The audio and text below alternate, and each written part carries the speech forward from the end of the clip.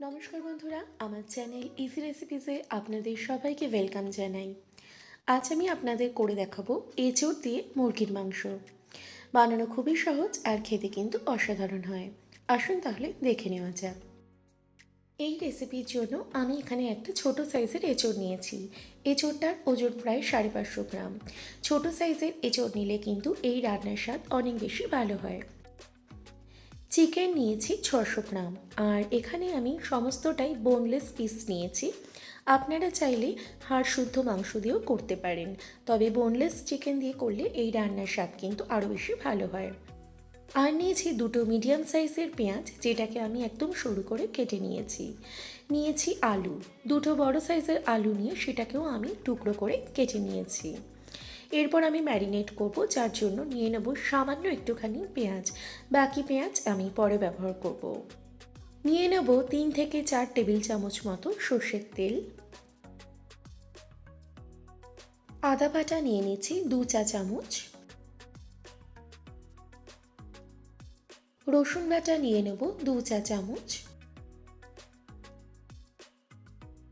হলুদ গুঁড়ো নিয়ে নেব 1 চা চামচ। লাল লঙ্কার গুঁড়ো নিয়ে নিচ্ছি 1/2 চা চামচ। ধনে গুঁড়ো নিয়ে নেব 2 চা চামচ। কাঁচা লঙ্কা বাটা নিয়ে নেব 1 চা চামচ। আর শেষে নেব জিরে গুঁড়ো 1 চা চামচ। এরপর সমস্ত কিছুকে আমি মাংসের সাথে ভালো করে মিশিয়ে প্রায় আধ ঘন্টার জন্য আমি ম্যারিনেট করে রেখে দেব। এরপর একটা বাটিতে আমি জল নিয়ে তাতে আমি কিছুটা লবণ দিয়ে তার মধ্যে আমি এঁচোড়টা কেটে রেখেছি। এরপর রান্না শুরু করব। তার জন্য প্রথমে একটা প্রেসার কুকার নিয়েছি। তার মধ্যে এই এঁচোড়ের টুকরোগুলো আমি লবণ জল থেকে তুলে নিয়ে নেব সাথে পরিমাণ মতো জল। এরপর এর মধ্যে নিয়ে নেব সামান্য একটু লবণ, আর নিয়ে নেব সামান্য একটু হলুদ গুঁড়ো, আর শেষে নিয়ে নেব সামান্য একটু লঙ্কার গুঁড়ো। সমস্ত কিছুকে ভালো করে একটু মিশিয়ে নিয়ে আমি প্রেসারে 2টো সিটি দিয়ে নেব।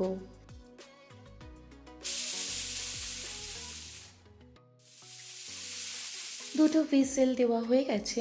এরপর আমি অটোমেটিক্যালি প্রেসার রিলিজ হয়ে যখন ঢাকনাটা পড়বে তার জন্য ওয়েট করব। ঢাকনা খুলে গেছে, দেখুন এঁচোড় এখানে খুব ভালোভাবে সেদ্ধ হয়ে গেছে।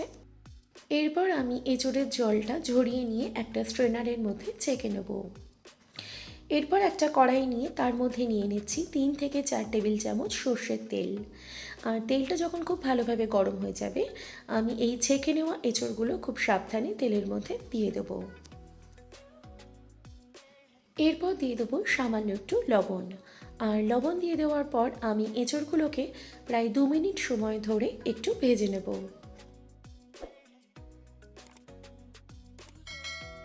2 মিনিট মতো আমি এঁচোড়গুলোকে প্রায় ভেজে নিয়েছি। এরপর আমি তেল থেকে ছেঁকে এঁচোড়গুলো তুলে নেব।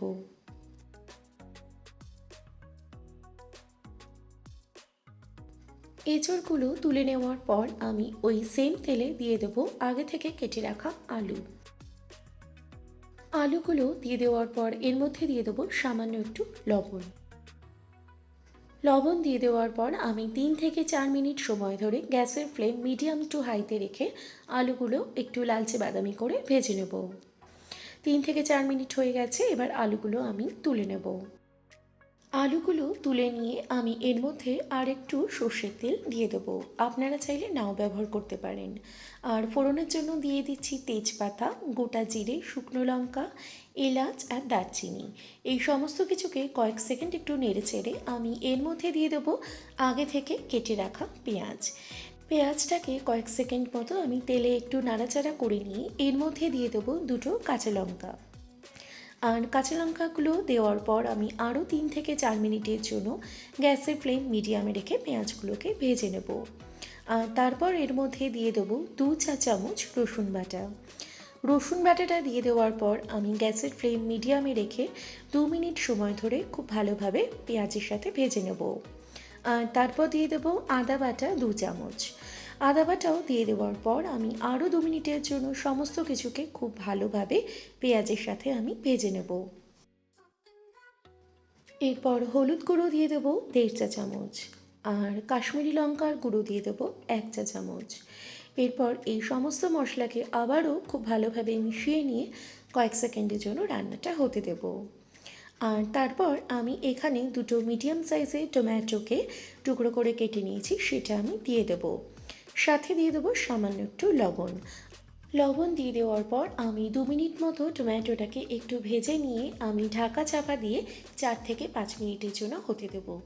প্রায় 4 থেকে 5 মিনিট হয়ে গেছে, দেখুন টমেটোটা বেশ ভালোভাবে গলে গেছে। এরপর আমি এর মধ্যে দিয়ে দেবো আগে থেকে ম্যারিনেট করে রাখা চিকেন। সমস্ত চিকেন আমি দিয়ে দিয়েছি। এরপর আমি গ্যাসের ফ্লেম হাইতে রেখে প্রায় 10 মিনিট সময় ধরে চিকেনটাকে খুব ভালোভাবে কষে নেব। 10 মিনিট সময় ধরে আমি চিকেনটাকে খুব ভালোভাবে কষে নিয়েছি। এরপর আমি গ্যাসের ফ্লেম লো টু মিডিয়ামে রেখে কড়াইয়ের ঢাকনা চাপা দিয়ে 5 থেকে 7 মিনিটের জন্য রান্নাটা হতে দেব। প্রায় 5 মিনিট হয়ে গেছে, দেখুন এখানে বেশ মাংস থেকে তেলটাও বেরিয়ে এসেছে।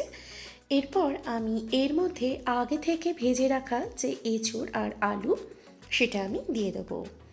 এঁচোড় আর আলুটাকে আমি দিয়ে মশলার সাথে খুব ভালোভাবে মিশিয়ে আরও 10 মিনিটের জন্য রান্নাটা হতে দেব। আর সাথে আমি একটা বাটিতে কিছুটা গরম জল করে নেব। 10 মিনিট হয়ে গেছে, আমি সমস্ত কিছুকে খুব ভালোভাবে কষে নিয়েছি। এরপর আমি এর মধ্যে দিয়ে দেবো প্রয়োজন অনুযায়ী গরম জল। আর গরম জলটা দিয়ে সমস্ত কিছু আরও একবার ভালোভাবে মিশিয়ে নিয়ে দিয়ে দেবো স্বাদ মতো লবণ। আর চিনি দিয়ে দেবো 1 চা চামচ। এই লবণ আর চিনিটাকে আবারও খুব ভালোভাবে রান্নার সাথে মিশিয়ে আমি গ্যাসের ফ্লেম লো টু মিডিয়ামে রেখে 10 মিনিটের জন্য ঢাকা চাপা দিয়ে রান্নাটা হতে দেবো।